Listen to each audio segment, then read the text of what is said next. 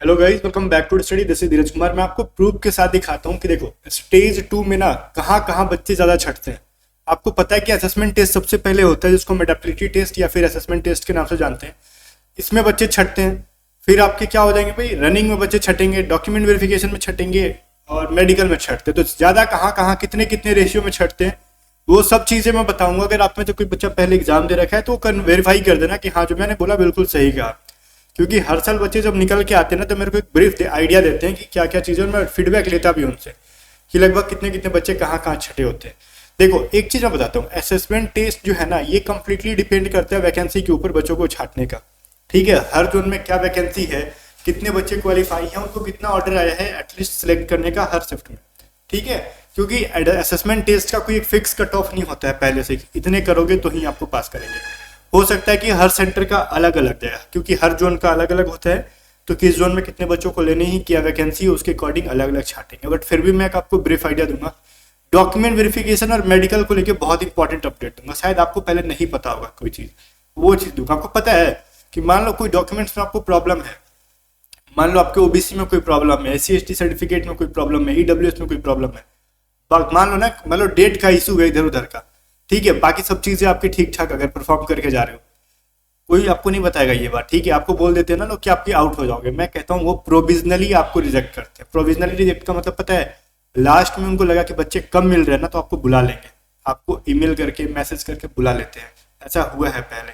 मैं बोल रहा हूँ आपको वेरीफाई कर लेना कोस्ट गार्ड में जाके ये बात। ठीक है, मैं कह रहा हूँ आपको प्रोविजनली रिजेक्ट करते हैं, क्योंकि हमारे पिछले कई बच्चों को उनको मेल आया है कि आ जाओ। वो क्या, मैंने कहा किस बात का मेल आया भाई, कहते सर मेरे को डॉक्यूमेंट में छाटा था और फिर मेरे को बुला रहे हैं, वो लोग बुला रहे मेडिकल के लिए।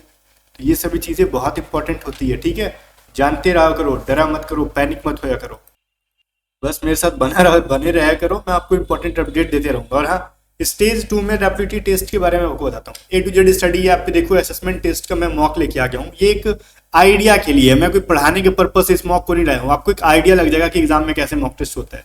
ठीक है, एग्जाम में आपका ऑफलाइन होगा OMR पे। अच्छा एक बात बताओ, बवाल कर रहे हो कि OMR पे जब हो रहा है तो क्या आपको वहां पे राइटिंग करने के लिए बोलेंगे? एक बात बताओ, मेरे को अभी तक बच्चों ने ऐसा कुछ बोला नहीं है। ठीक है, जब OMR पे वो लोग कह रहे हैं हम आपसे एग्जाम OMR पे लेंगे, तो आपको लिखने के लिए कहीं उन्होंने बोला है कि हम आपका रिटन टेस्ट लेंगे? बताओ, ये तो OMR के ऊपर होता है। मैं आपको प्रूफ भी दिखाऊंगा। बच्चे ने बताया हमसे कि सर हमको टिक कराने के लिए बोला गया था, वहां पे टिक का मतलब OMR पे फिल करने के लिए बोला गया था। ठीक है भाई, तो OMR पे होता है तो आप खुद जाओगे एग्जाम में तो देख लोगे, और आके मेरे को बताना भी। ठीक है, कि आपने जो मैंने जो बताया वो या फिर किसी और ने बताया जो वो, क्या बातें सही रही। ठीक है, ये सभी चीजें हैं। और असेसमेंट टेस्ट का ना मॉक टेस्ट है हमारे A to Z स्टडी, आपको 113 रुपये में मिल जाएगा, जिसमें 10 मॉक टेस्ट मिलेंगे। 10 में से 5 फुल लेंथ मॉक टेस्ट और 5 मिनी मॉक टेस्ट। इतना लगा लोगे ना, आपको एक आइडिया लग जाएगा कि एग्जाम में किस तरीके से आते हैं। देखो फुल मॉक के अंदर 80 क्वेश्चन हमने दे रहे हैं, 40 सिचुएशन रिएक्शन टेस्ट के, जो 20 मिनट खत्म होंगे तभी दूसरा स्टार्ट होगा। तो वेट करना होगा हमारे मॉक टेस्ट के अंदर, जब 20 मिनट खत्म होंगे तो दूसरा सेक्शन ऑटोमेटिकली स्टार्ट हो जाएगा। तो ऐसा नहीं कि 20 मिनट खत्म होने से पहले आंसर कर दोगे, मतलब सबमिट कर देना, ऐसा मत करना।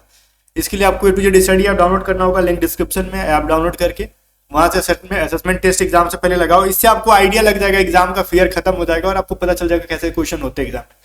अगर आपको ऐप यूज करने नहीं आता है तो व्हाट्सअप करके पूछ सकते हो, और लगा के जाना मैं आपको स्ट्रांगली रिकमेंड कर रहा हूँ। मैं आपको यहाँ से कुछ पढ़ने के लिए नहीं बोल रहा हूँ कि ये चीज पढ़ लोगे तो ही आपका एग्जाम निकलेगा। आपका फियर खत्म हो जाएगा कि असेसमेंट टेस्ट होता कैसे है। जो पिछली बैचेस की जो हमारे देखो बच्ची हैं वो सारे लगा रही हैं सब। ठीक है, बहुत सारे बच्चे आ चुके हैं हमारे पास। मैं कहता हूँ कंपटीशन असेसमेंट में बहुत ज्यादा रहता है। जिन्यून चीजें मैं कह रहा हूँ, अगर ना ट्रस्ट हो ना तो जाओ बिना कहीं से आप प्रैक्टिस के जाओ और देखना असेसमेंट में कितने बच्चे आउट होते हैं। ठीक है, मैं आपको प्रूफ दिखाता हूँ। देखो ये 11 मंथ पहले, मतलब पिछले बैचेस का मैं आपको स्क्रीनशॉट दिखाता हूँ। वैसे ढेर सारे हमारे पास हैं कमेंट, लेकिन मैं सबको उठाऊंगा तो टाइम वेस्ट नहीं करूंगा। देखो इनका भुवनेश्वर में था, देखो अपना अपना जोन का होता है। इसमें इनको ना पहले SRT में 38 क्वेश्चन दिए गए थे, बट हम ना 38 नहीं दे रहे, हम 40 दे रहे हैं। हम बोल रहे हैं क्या 38 हो गए, चुपचाप 40 क्वेश्चन दो। ठीक है, इनको 20 मिनट के लिए दिया गया था, और एक और पेपर हुआ था जिसमें कि 40 क्वेश्चन थे 30 मिनट में। ठीक है भाई, और ये क्या कह रहे हैं, SRT में 38 क्वेश्चन थे, ध्यान से सुनना, 20 मिनट में बस टिक कर दो। उन्होंने ये नहीं कहा ना कि लिख दो, 20 मिनट में तुम आंसर लिख दो। 20 मिनट में 38 क्वेश्चन का आंसर आप उतना जल्दी लिख लोगे रिटन में? वो पागल है कि आपको 38 क्वेश्चन लिखवा रहे हैं, 40 क्वेश्चन बैठ के लिखवाएंगे, पॉसिबल ही नहीं है। टिक करवा रहे हो, ओएमआर फिल करने में 20 मिनट गायब हो जाएगा आपका, ठीक है भाई।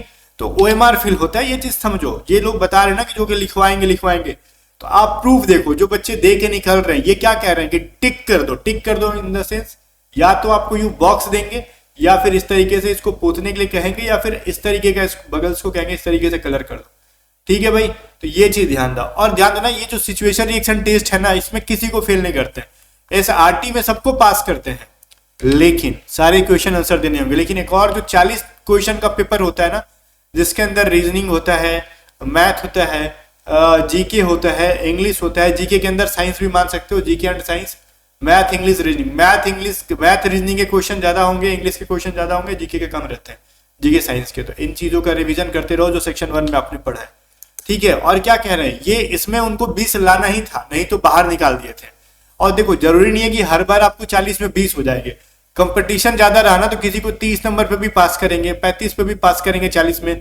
और पता है हमारे मॉक के अंदर बच्चे क्या ला रहे हैं, 80 में 72 नंबर। मिनी मॉक में देखो 40 में 35 नंबर। भाई गजब लेवल की कंपटीशन है इस समय। मैं आपको ना रुको प्रूफ दिखाता हूँ, ये हवाई बात नहीं, मैं आपको प्रूफ दिखाता हूँ, रुको। खुद ना अपनी आंखों से देख लो, मैं 2 का स्क्रीनशॉट दिखा रहा हूँ। ये जो है ना 40 नंबर का मिनी मॉक टेस्ट है हमारा। मैं टॉप 5-6 बच्चों का रिजल्ट दिखा रहा हूँ, 6-6 बच्चों का। और ये जो हमारा, ये देखो फुल मॉक का है। ये देखो 40 में बच्चा 37 लेके आ रहा है। भाई कंपटीशन कहाँ जा रहा है? आपको लगता है ना कि मैं ही सिर पढ़ रहा हूँ। ये दोनों दीपक कुमार है, अलग अलग दीपक कुमार एक जैसे हैं। एक का 35 है, देखो मिनी मॉक के अंदर ना दो दीपक कुमार ही फर्स्ट सेकंड में है। एक में 35.5 नंबर लेके आ रहा है बच्चा। फिर देखो इधर से कंपटीशन जा रहा है 32.5, 32.5, मतलब देखो 30+ ला रहे हैं बच्चे। देव जो है इधर, देव ए, इधर देखो फुल मॉक टेस्ट अंदर ना 80 में से ये 62.75 लेके आ रहे हैं। सौरभ कुमार 66.5 लेके आ रहे हैं। भाई देख रहे हो, ये सभी चीजें गजब लेवल की कंपटीशन बढ़ा रहे हैं, ठीक है बच्चे। और आपको लगता है ना कि प्रिपरेशन मतलब फेज 2 तो इजीली निकल जाएगा, कुछ नहीं, हम पहला निकाल के बैठे हैं तो हम सब पढ़ते हैं। देखो कंपटीशन कहाँ जा रहा है, आपके सामने मैं दिखा रहा हूँ, ठीक है। जब मिनी मॉक के अंदर 40 में से 37 बच्चा ला रहा है, उसके लिए कुछ दिन का रिविजन करके 40 में 40 लाना क्या बड़ी सी बात है? समझ में आ रहे हो आप?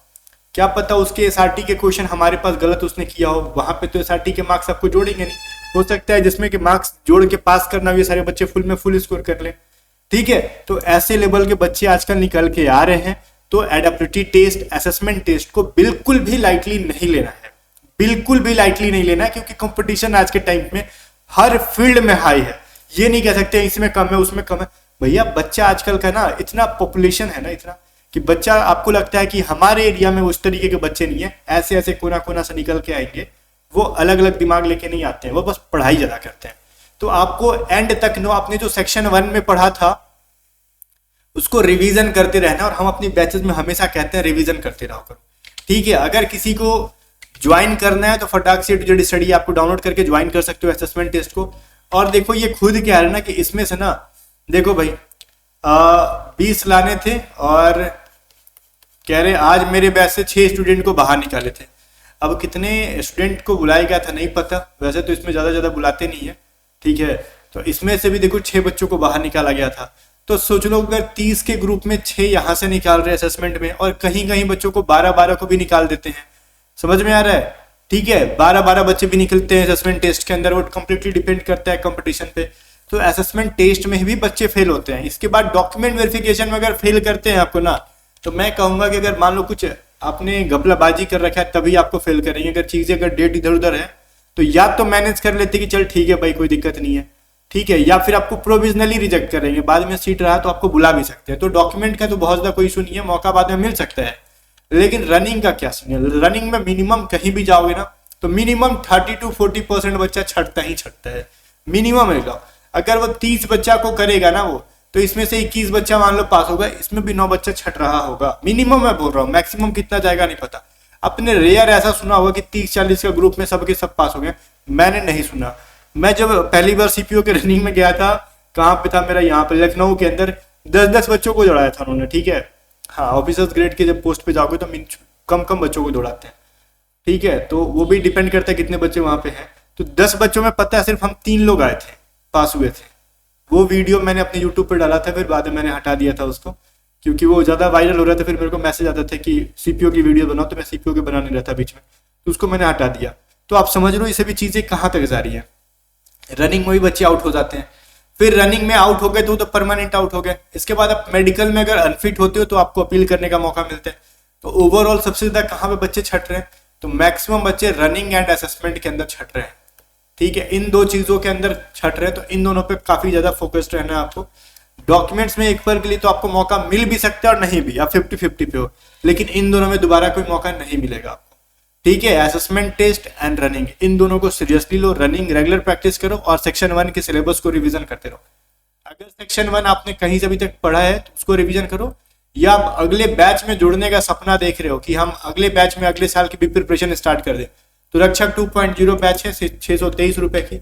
इस बैच में जुड़ के आप अगली वैकेंसी की तैयारी शुरू कर सकते हो। बाकी गाइस मिलते हैं नेक्स्ट वीडियो में, तब तक ले बाय बाय। मैंने आपको एक हिंट दिया है, कंपटीशन का रियल चेहरा दिखाया है। ठीक है, आपको लगता था कि सर इस बार कट ऑफ कम गया है तो हर बार कम जाएगा, नहीं, इस बार पेपर का लेवल बहुत हाई था, that's why reason cut off बहुत डाउन गया है।